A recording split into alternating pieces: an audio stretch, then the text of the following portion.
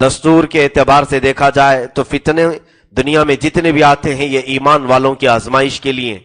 अजीजान गिरामी, आज के हालात से अगर कोई घबरा कर अपनी टोपियां छुपाता है, दाढ़ियां निकालता है, जुब्बे छुपा लेता है, सिर्फ ये कि मैं गैर मुस्लिमों को राजी कर लूं, कोई मुझे मुसलमान ना समझे ताकि मैं बच जाऊं, ना कत्ल हो जाऊं, तो ऐसी बुजदिली करने वालों के लिए तो मुझे ये खौफ होता है कि ये क्या है आज के चंद कीड़े मकोड़े जो जमीन से निकले हुए, कि अगर एक इनको आवाज आ जाए तो सब भाग जाएंगे जमीन में। जब दज्जाल का फितना जाहिर होगा तब तुम क्या करोगे? दज्जाल का फितना जाहिर होगा तब तुम क्या करोगे? दज्जाल तो अपने साथ न जाने क्या क्या चीजें आजमाने के लिए लाएगा। हत्ता कि हदीस पाक में है वो एक मुसलमान की दोनों टांगों को पकड़कर चीर देगा, आधा आधा कर देगा और गरम खोलते हुए तेल में भी डालेगा, जो उसे खुदा ना माने, उसे खुदा ना कहे। ये तो आज जो आजमाया जा रहा है। चंद मार पीट के बाद अगर तुम्हारी जुबान से कुफरिया कलमात निकल जाते हैं तो फिर हमें डर लगता है दज्जाल के फितने के वक्त कितने लोगों का ईमान बचेगा। सच फरमाया बुजुर्गान दीन ने, उस वक्त 100 लोगों में से 99 गालिबन कुफ्र कर जाएंगे। अल्लाह रब्बुल इज्जत ने, मेरे आका सल्लल्लाहु अलैहि वसल्लम फरमाते हैं, आदम अलैहिस्सलाम से लेकर कयामत तक इतना बड़ा जो अरसा है, इसमें सबसे बड़ा अगर कोई फितना है तो दज्जाल का फितना है। उससे बड़ा कोई फितना रुए जमीन पर ना आया है ना आएगा। खुद रसूल करीम सल्लल्लाहु ताला अलैहि वसल्लम ने इरशाद फरमाया और उसके फितनों से मेरे आका सल्लल्लाहु अलैहि वसल्लम पनाह मांगते थे। आज मुझे इसी बात का डर है कि जो छोटी छोटी सी हवाओं से डर जाए तो फिर वो आंधियों का मुकाबला कैसे करेंगे, वो तूफानों का मुकाबला कैसे करेंगे। अजीजान गिरामी वकार, तुम्हारा दीन और तुम्हारा ईमान इतना महफूज होना चाहिए, इतना मजबूत होना चाहिए कि सहाबा की मिसालें हमारे पास हैं, ताबईन औलिया कामिलीन की मिसालें हमारे पास हैं। यहां रुक करके एक बात मैं अर्ज करता हूं।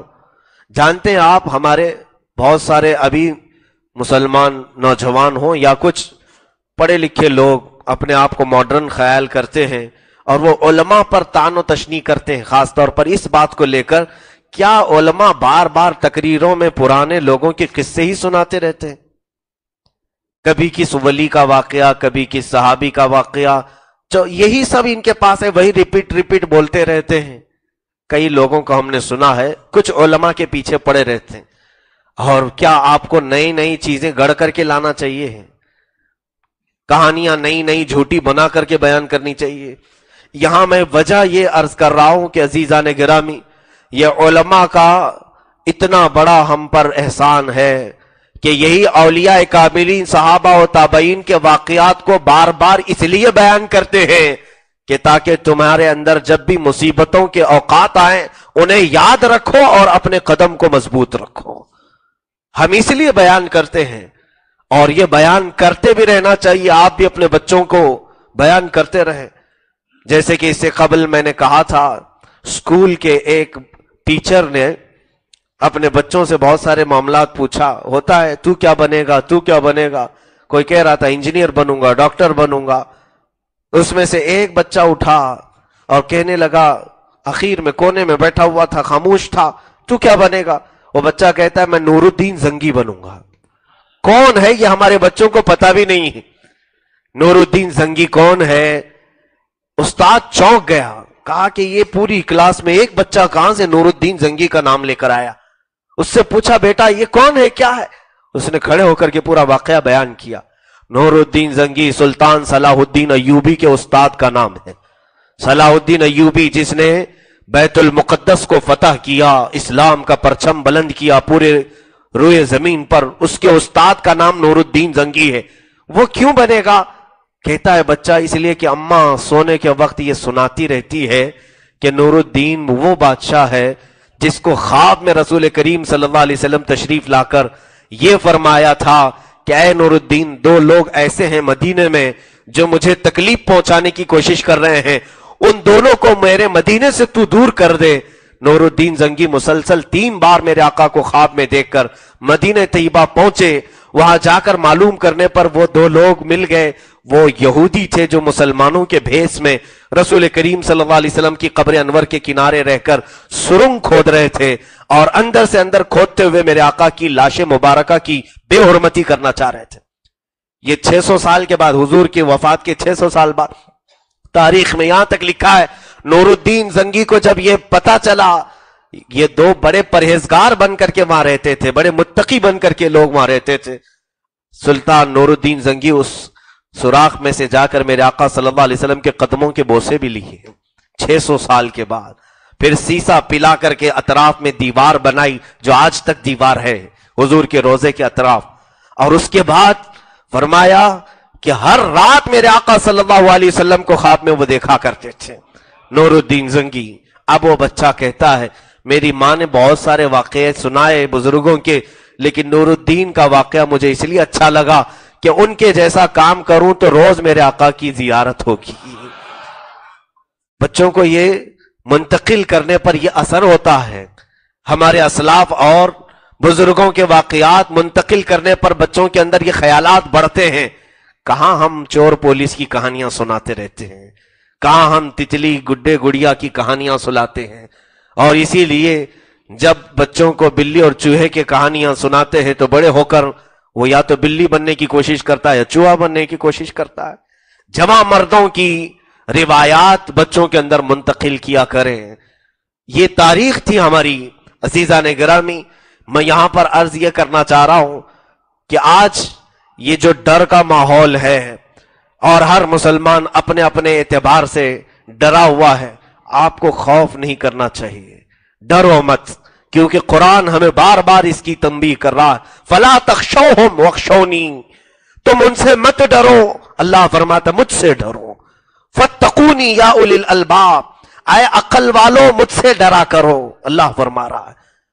याद रखना कि मौत रब्बुल इज्जत के दस्ते कुदरत में है। जब तक मशीयत इलाही ना होगी पूरी दुनिया मिलकर के तुम्हें मौत नहीं दे सकती। और रब तबारक व तआला अगर मौत देना चाहे तो पूरी दुनिया भी तुम्हें बचा नहीं सकती। ये एक मुसलमान का अकीदा हो। और मुसलमान को पहले एक लक़ब मिला था, जानते हैं मुसलमान का एक दूसरा नाम था, इसे कफन बरदोश कहा जाता था।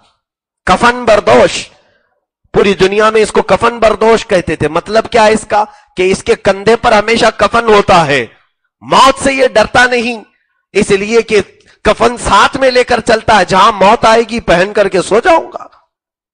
अजीजान गिरामी, ये ईमान वालों के लिए मौत कोई खौफ नहीं है, डर नहीं है।